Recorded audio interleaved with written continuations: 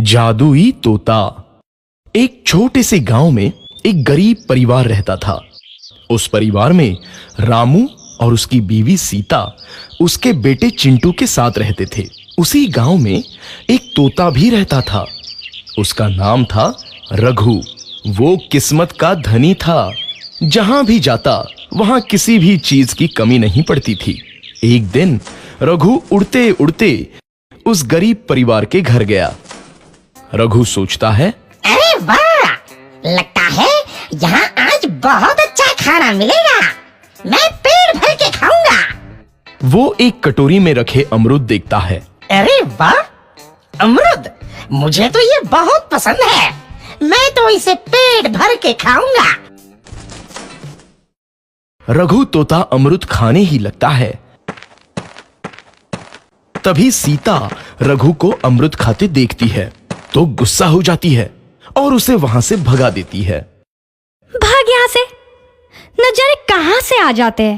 मैं तो परेशान हो गई हूं इनसे।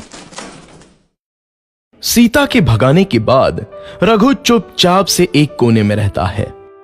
धीरे धीरे उस परिवार की बरकत होने लगती है।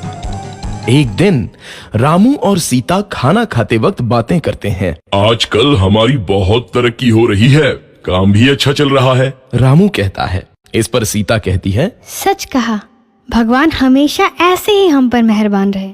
बेटा चिंटू भी कहता है, पिताजी, मुझे खिलौना लेके दो ना, मेरे सभी दोस्तों के पास है।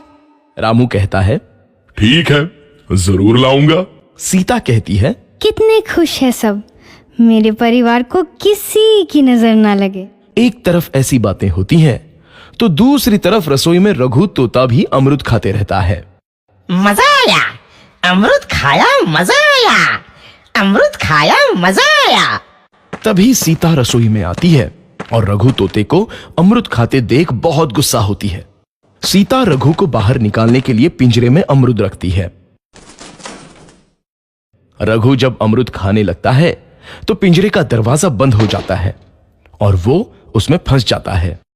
मुझे बाहर निकालो, मैं यहाँ फंस गया हूँ, मुझे बचाओ। अगले दिन सीता पिंजरा उठाकर बाहर दूर उस रघु को छोड़ देती है।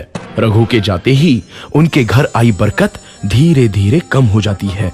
उन्हें बहुत घाटा होता है। सीता कहती है, ये क्या हो रहा है, अचानक इतना कैसे बदल गया? अभी तक तो सब कुछ अच्छा चल रहा था। रामू कहता है, लगता है भगवान हम पर रूठ गए हैं। चिंटू भी कहता है, लगता है अब मुझे खिलौने भी नहीं मिलेंगे। और वो रोने लगता है और बाहर चला जाता है।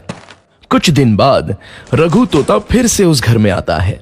वापस आया, मैं वापस आया, अब मैं जमकर अमरूद खाऊंगा।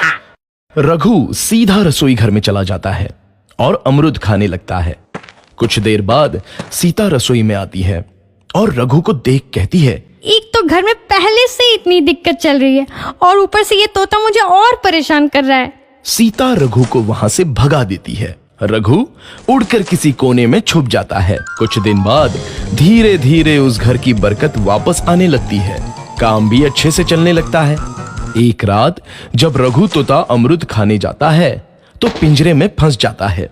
ये लोग आखिर चाहते क्या हैं? एक तोते को शांति से अमरूद खाने क्यों नहीं देते? मैं कौन सा चोरी कर रहा हूँ? बस अमरूद ही तो खा रहा हूँ। तभी रामू वहां आता है और पिंजरे में रघु तोते को देख उसे बाहर छोड़ देता है।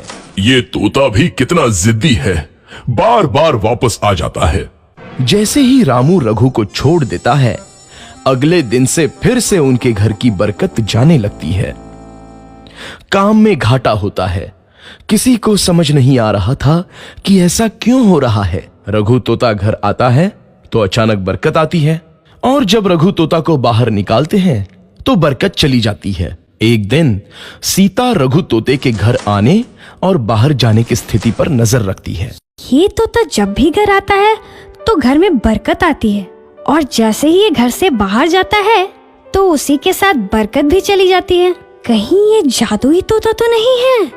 अगली बार जब ये तोता घर आएगा तो मैं इसे कहीं नहीं जाने दूंगी।